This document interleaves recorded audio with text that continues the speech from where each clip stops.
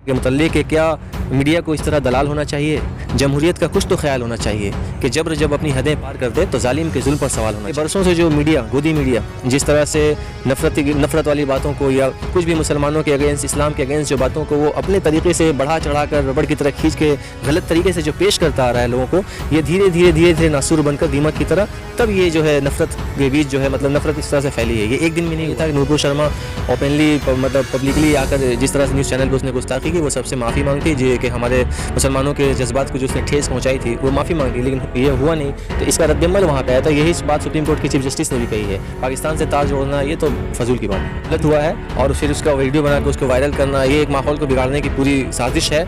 और इस साजिश को बेनकाब अभी फ़ोटो वायरल हो रहा है सोशल मीडिया में, आप देख रहे होंगे बीजेपी के बड़े नेताओं के साथ उन लोगों का फ़ोटो है। तो ये मतलब बीजेपी की ये साजिश है। नमस्कार आदाब, आप देख रहे हैं इंडिया न्यूज़, मैं नूर आलम। अभी हिंदुस्तान का माहौल जैसा कि हम देख रहे हैं, नूपुर शर्मा के कंट्रोवर्शियल के बाद पूरा हिंदुस्तान जैसे सुलग उठा है। एक तरफ नूपुर शर्मा के बयान के बाद पूरे हिंदुस्तान में एहतजाज हुए, उनके खिलाफ FIR किए गए। उसके बरक्स हम लोगों ने देखा कि एक उदयपुर का जो मामला सामने आया, मोहम्मद रियाज और मोहम्मद वैस ने एक आम इंसान का कत्ल कर दिया, जिसके वजह से मामला और तूल पकड़ लिया। इस सिलसिले में हम बात करने आए हैं अब्दुल्ला फाउंडेशन के प्रेसिडेंट अहमद से, और इस बारे में चर्चा करेंगे जो हिंदुस्तान के हालात है ये अपनी क्या किस तरह से रखते हैं। अहमद साहब, इंडिया में बहुत बहुत स्वागत है। बहुत बहुत शुक्रिया, अस्सलाम वालेकुम। जैसा कि आपने देखा, नूपुर शर्मा के ख़िलाफ़ जो हिंदुस्तान के दीगर जगहों से FIR किए गए, उन सारे चीज़ों को लेकर के नूपुर शर्मा सुप्रीम कोर्ट जाती हैं और वो गुहार लगाती हैं सुप्रीम कोर्ट से कि जितने भी डिफरेंट स्टेट के जो FIR उनके ख़िलाफ़ हुए हैं वो एक जगह पे कर दें ताकि उनको आसानी हो। लेकिन नूपुर शर्मा के इस अपील को पूरे तौर पे सुप्रीम कोर्ट ने खारिज कर दिया है। इसके अलावा फटकार लगाया नूपुर शर्मा को कि आपके कंट्रोवर्शियल बयान के बाद पूरा हिंदुस्तान में ये माहौल पैदा हुआ है, आपको टीवी चैनलों पे आकर के पूरे हिंदुस्तान से माफ़ी मांगनी चाहिए। आप इस मुद्दे पे क्या बोलना चाहेंगे? देखिए, बहुत दिनों के बाद, गुज़िश्ता कई सालों के बाद ये एक बहुत ही बेहतरीन रद्दअमल आया है सुप्रीम कोर्ट के चीफ जस्टिस की तरफ से, क्योंकि इन्होंने ये दिखाया कि जमहूरियत अभी भी हमारे देश में बाकी है। जिस तरह से एक रुझान लोगों का बन गया है, तफरक़ा करने वाली बातें, तास्सुब वाली बातें, और जो बाबरी मस्जिद के मुताल्लिक़ जो सुप्रीम कोर्ट का बयान था, उस वक्त तो लोगों का मतलब अदलिया से विश्वास, मतलब उनका जो यकीन उड़ गया था कि अदलिया में अगर इस तरह के फ़ैसले होंगे, क्योंकि वहाँ तो फ़ैसला हुआ था, इंसाफ तो हुआ नहीं था, ये सबों ने देखा था। तो इस मरतबा जो चीफ जस्टिस, सुप्रीम कोर्ट के चीफ जस्टिस ने जो फ़ैसला सुनाया, ये वाकई में दाद देनी चाहिए। बहुत काबिल कबूल फ़ैसला है और इससे हिंदुस्तान की बुनियादें बहुत मजबूत होंगी।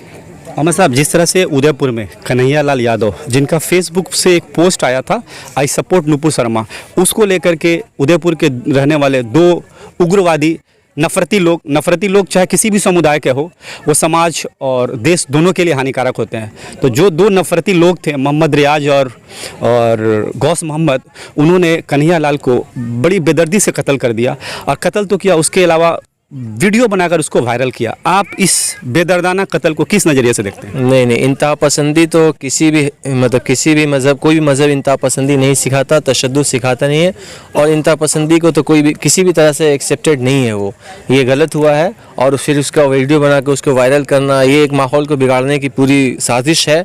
और इस साजिश को बेनकाब अभी फ़ोटो वायरल हो रहा है अभी सोशल मीडिया में, आप देख रहे होंगे बीजेपी के बड़े नेताओं के साथ उन लोगों का फ़ोटो है। तो ये मतलब बीजेपी की ये साजिश है कि इस तरह से नूपुर शर्मा के जो सपोर्टर्स थे, वो या जो भी थे, उनका जो कत्ल हुआ, आप इसका उनके ऊपर केस कर सकते थे या कोई दूसरा कोई रास्ता इख्तियार किया जा सकता था, लेकिन जिस तरह से उनका कत्ल, बेईमाना कत्ल हुआ, ये गलत है। और ये सब साजिश है, ये पॉलिटिकल मतलब ये एक पूरा मतलब विवाद को करके और लोगों में जो है नफ़रत के बीज बोकर और उसकी फसल काटने के लिए ये लोग स्टेज बाय स्टेज आ रहे हैं। ये हो सकता है ये मामला बंगाल तक आए, क्योंकि अब राजस्थान की बारी है। अभी महाराष्ट्र जिस तरह से उन्होंने लिया है ये मतलब जमहूरियत का कत्ल करते हुए, किस तरह से इन्होंने अपनी ताकत के ज़ोर पर, पैसे के ज़ोर पर जिस तरह से महाराष्ट्र को अपने काबू में लिया है, अब राजस्थान में भी ये जो साजिश की गई है, 2024 के इंतखाब की पूरी तैयारी है। और इनको बस कुर्सी चाहिए, हुकूमत चाहिए, पावर चाहिए, लोग मरें, भूख से मरें या उनका कत्लेआम हो, खून पानी की तरह बहाया जाए, इनसे इनको कुछ मतलब नहीं। ये जस्ट यही चाहते हैं कि बस हमें इक़्तिदार मिलना चाहिए। इस मुद्दे पे बीजेपी का कहना है कि कहीं ना कहीं ये जो मोहम्मद रियाज है इसका ताल्लुक पाकिस्तान से है, क्योंकि वो जो गाड़ी यूज कर रहा था 2611 वो काफ़ी कंट्रोवर्सी में है। इसके अलावा कहा जा रहा है कि 8 साल पहले मोहम्मद रियाज पाकिस्तान भी जाकर के होकर के आया था। तो बीजेपी का कहना है ये आतंकवादी संगठन के जरिए ये जुड़ा हुआ था और ये पूरा प्लानिंग बड़े लेवल के है। दूसरी तरफ कांग्रेस का कहना है कि जो मोहम्मद रियाज है बीजेपी के बहुत सारे लीडरों के साथ उसकी तस्वीर सोशल मीडिया पर वायरल हो रही है और कांग्रेस ने आज प्रेस कॉन्फ्रेंस भी किया है और उस प्रेस कॉन्फ्रेंस में कहा गया है कि ये बीजेपी की सोची समझी प्लानिंग है, क्योंकि मोहम्मद रियाज बीजेपी का एक एक्टिव मेंबर था। आप इस मुद्दे को किस हिसाब से देखते हैं? ये जो पाकिस्तान से उसके जो तार जोड़े जा रहे हैं, इसको भी तो सुप्रीम कोर्ट के चीफ जस्टिस ने इसको बाइकआउट किया। उन्होंने बोला कि नहीं, ऐसा कुछ नहीं। नुपुर शर्मा के जो ये बयान था जो अल्लाह के रसूल सल्लल्लाहु अलैहि वसल्लम के मुतालिक, इसका रद्दअमल ये था। उस बयान से होना ही चाहिए था कि नुपुर शर्मा ओपनली मतलब पब्लिकली आकर जिस तरह से न्यूज़ चैनल पर उसने गुस्ताखी की, वो सबसे माफ़ी मांगती जी कि हमारे मुसलमानों के जज्बात को जो उसने ठेस पहुँचाई थी वो माफ़ी मांगती, लेकिन ये हुआ नहीं। तो इसका रद्दअमल वहाँ पे आया था। यही बात सुप्रीम कोर्ट के चीफ जस्टिस ने भी कही है। पाकिस्तान से तार जोड़ना ये तो फजूल की बात है कि इतने बड़े इंटेलेक्चुअल जो कि नोबेल प्राइज़ याफ्ता, जिन्होंने नोबेल प्राइज़ जीता, नोबेल प्राइज़ अपने आप में एक बहुत बड़ी बात होती है कि एक देश जिस भी कंट्री का शख्स जो भी जीतता है, इससे पूरे देश का नाम होता है। लोगों को मतलब उस देश की इमेज बनती है पूरे वर्ल्ड में। ऐसा शख्स बोल रहा है कि मुझे डर लग रहा है, तब ये सोचिए एक आम आदमी का क्या हाल होगा। ये मामला अगर आप देखेंगे जो कट्टरवाद का होता है, अहमद साहब, इस्लाम कहीं ना कहीं कट्टरवाद के तो खिलाफ है, लेकिन जिस तरह से मोहम्मद रियाज और गौस मोहम्मद ने वीडियो बना करके वायरल किया और वो दिखाया कि नबी सल्लल्लाहु अलैहि वसल्लम के जो गुस्ताखी करेगा, उनके शान के खिलाफ गुस्ताखी करेगा, उनका सज़ा कत्ल होना चाहिए। जबकि नबी सल्लल्लाहु अलैहि वसल्लम अपनी ज़ाहिरी ज़िंदगी में उन्होंने भी बहुत सारे ऐसे वाक़यात देखे, जैसे वो कूड़ा फेंकने वाला वाक़या, उन्होंने हमेशा ज़िंदगी में माफ़ कहा है, माफ़ किया है लोगों को। इसके अलावा सल्लल्लाहु अलैहि वसल्लम तो रहमतुल आलमीन थे, वो तो रहमत का बास बन के आए थे। ये बात हमने उस वक्त कही थी उस दिन भी, तो वो रहमत का बास बन कर आए थे। और इस्लाम में तो अब जैसे नमाज इस्लाम का एक बहुत ख़ास अरकान है, तो अगर आप नमाज में बेजा पानी बहाते हो, ज़्यादा वजू बनाकर नमाज पढ़ते हो, तो वो भी उसके लिए ममानियत है। तो किसी का खून बहाना कैसे हो सकता है? एक क्रिश्चियन है बहुत फेमस, नाम याद नहीं आ रहा है, उन्होंने इस्लाम कबूल किया। उनसे लोगों ने जब पूछा कि आपकी इस्लाम की कौन सी चीज़ से मुतासिर होकर आपने इस्लाम कबूल किया, तो उन्होंने बताया कि ऐसी तो हज़ारों चीज़ें हैं, लेकिन उन्होंने एक छोटा सा वाक़या बताया कि एक सहाबी का बच्चा खो गया था।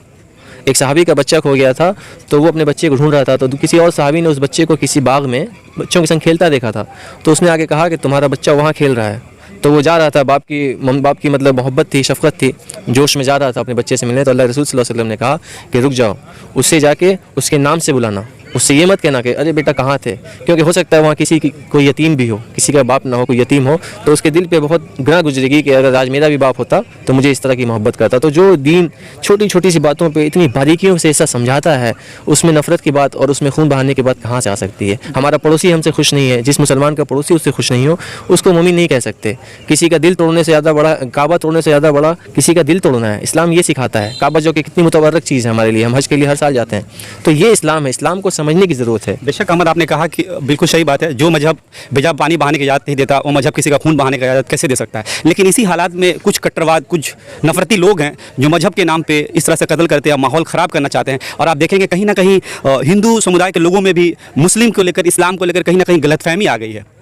इसके बारे में आप क्या? गलतफहमी तो जो आई है ये एक दिन में तो आई नहीं है, इसके ऊपर ये चीज़ इस कदर तारी हो चुकी है कि पब्लिक जो है ना पूरी तरह मिसगाइड है। लेकिन मीडिया चूँकि एक सोच समझ के उसने इस सहाफ़त में कदम रखा है, तो उसको अपना काम ईमानदारी से करना चाहिए और नज़रअंदाज करना चाहिए, सोच के कि जैसे वो मिसाल नहीं देते, हाथी चले बाजार भूखे हजार, तो सारे लोग तो वैसे नहीं हैं, कुछ लोग ऐसे हैं। तो उनको नज़रअंदाज करते हुए अपने मकसद के हुसूल की तरफ उसको फॉरवर्ड उसी वक्त साइड में चलना चाहिए।